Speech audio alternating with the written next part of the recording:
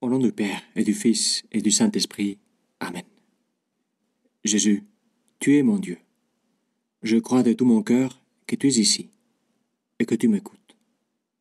Je t'aime, je t'adore, je te demande pardon. Aide-moi à faire un bon moment de prière avec toi, le Père et l'Esprit Saint, avec Marie, Joseph et mon ange gardien. Aujourd'hui, c'est le dernier jour de l'année. Oui, de l'année. Pas l'année naturelle, ça c'est d'ici un mois, mais de l'année liturgique. Ah oui, liturgique, attends un moment. Et on entend ça souvent, n'est-ce pas? Calendrier liturgique, année liturgique, liturgie de la messe. Mais c'est quoi déjà au juste la liturgie? Est-ce que vous n'avez pas un mot un peu plus simple, monsieur l'abbé, voilà, que tout le monde comprenne? Eh bien, je me souviens à propos de ça, d'une drôle d'histoire qu'on m'avait racontée il y a quelque temps. Le chef d'un clan familial était allé discuter avec les curés pour fixer la date du mariage d'une de ses filles. Et apparemment, le jour qui s'imposait comme date, c'était la Pentecôte. Et donc, le prêtre dit au monsieur, alors seulement il faut que vous teniez compte que ce jour-là, la liturgie exige qu'on utilise le rouge. Et oui, pour la Pentecôte, c'est comme ça. Comme pour les mémoires des apôtres et des martyrs, là, c'est le rouge. Là, on peut rien faire. Et donc, le prêtre avertit, au cas où il s'attendait qu'il serait habillé en blanc, ce qui fait, oui, ça fait plus mariage. Et donc, monsieur reste un peu songeur, un peu surpris, mais il dit, ok, ça va, ça va. Alors, les semaines se passent, le jour du mariage arrive, et voici que tous les invités arrivent habillés en rouge. Et parmi cette foule en rouge, le chef du clan, lui aussi, tout habillé en rouge, s'avance vers le curé et lui dit écoutez, voilà, j'ai réussi à convaincre tout le monde de venir habillé en rouge. Mais pour la fiancée, écoutez, ça marche pas du tout. Et donc là, vous devrez dire à cette dame-là, comment s'appelait-elle déjà? Oui, Madame Liturgie, vous lui dites qu'elle soit souple. Bref, voilà à quoi le mot liturgie leur faisait penser. Une dame qui commande beaucoup, une dame autoritaire, à laquelle il faut absolument se plier. Eh bien, en fait, la liturgie, plus qu'une dame qui commande, c'est une dame qui sert.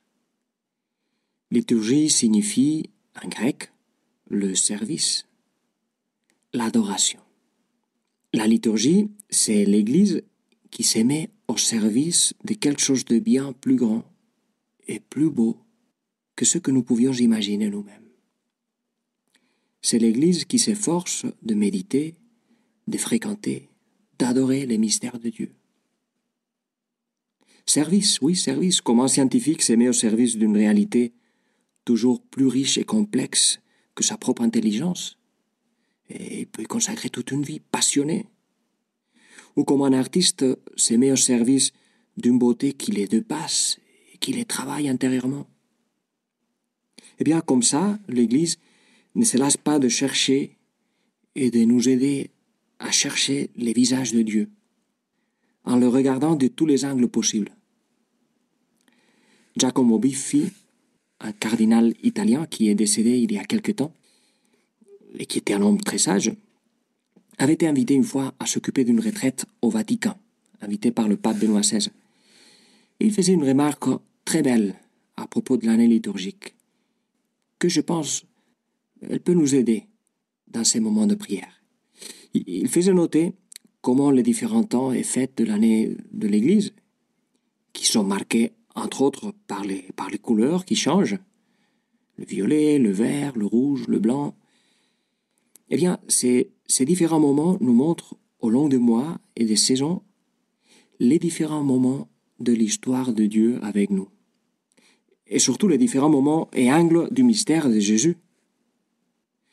Mais en réalité, ces moments que nous suivons de cette manière successive, l'un après l'autre, et de façon cyclique. En fait, ils sont toujours là en même temps, il disait. Tous les jours sont pour nous Noël.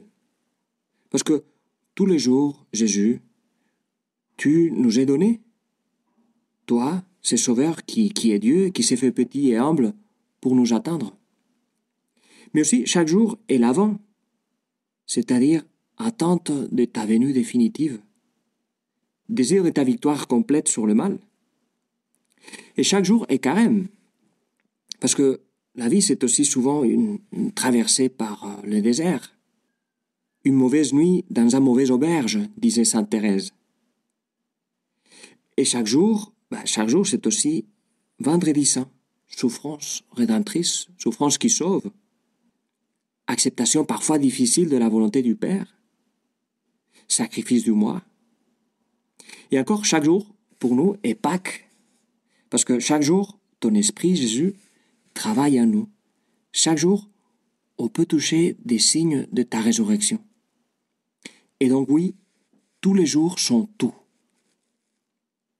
Mais l'Église, qui n'est pas une dame autoritaire et despotique, mais une maman, c'est pas pour rien que Marie, notre mère, est comme le visage de l'Église. Eh bien, l'Église qui est une maman, elle a la patience et la pédagogie des mamans. Et donc, elle ne nous donne pas tout en même temps. Mais elle nous amène à découvrir et à redécouvrir ce trésor qui nous a été donné avec le baptême. C'est quoi le trésor? C'est le trésor de ne plus vivre juste notre vie à nous, mais de vivre la vie avec Dieu. Eh bien, l'Église nous aide, à toi et à moi, à approfondir ces trésors en mettant en lumière, à chaque moment de l'année, l'un ou l'autre aspect. Et comme ça, elle nous évite de tomber dans un embarras de richesse qui à la fin nous amènerait à ne plus rien savourer. Imagine-toi pour un instant que tu te remplis la bouche de 5 ou 10 choses avec des saveurs très différentes. Eh bien, ça c'est dégueulasse, du début à la fin. Et si tu réussis quand même à tenir ça dans ta bouche, peut-être à la fin tu réussiras à unifier un peu toutes ces saveurs dispersées, mais ça reste dégueulasse. Et par contre, n'est-ce pas le cas que dans un seul vin, on peut découvrir plein de saveurs qui s'accompagnent l'un l'autre d'une façon très harmonieuse? C'est ce que l'on remarque en lisant les descriptions que les sommeliers font des bons vins. Par exemple, écoute ça à propos d'un Bordeaux, un Margaux rouge du château Brun-Cantenac. Que d'intensité et de charme dans ces bouquets, qui parvient brillamment à faire cohabiter ampleur et subtilité. Invitante note de praliné, de café et de baies noires. Même une note de camphre parvient à s'effrayer un passage et souligne la fraîcheur. En bouche, le vin est dense, élégant et crémeux. D'accord, parfois il se peut qu'il y ait un peu de snobisme ou de la pédanterie là-dedans. Ça arrive dans tous les domaines. Mais n'empêche qu'en fait, les vins peuvent réunir toutes ces nuances. Oui, on trouve plein de saveurs dans un même vin. Sauf que, pour percevoir ça, il faut entraîner les palais. Et ça prend de la patience. Ça prend des années. Ça prend une vie. Et c'est ça, entraîner notre palais, nous aider à découvrir toutes les nuances du mystère de Jésus. C'est ça que l'Église fait en nous offrant chaque année ce parcours que nous finissons aujourd'hui et que nous recommençons demain, ou en fait déjà ce soir, veillez déjà du premier dimanche de l'Avent.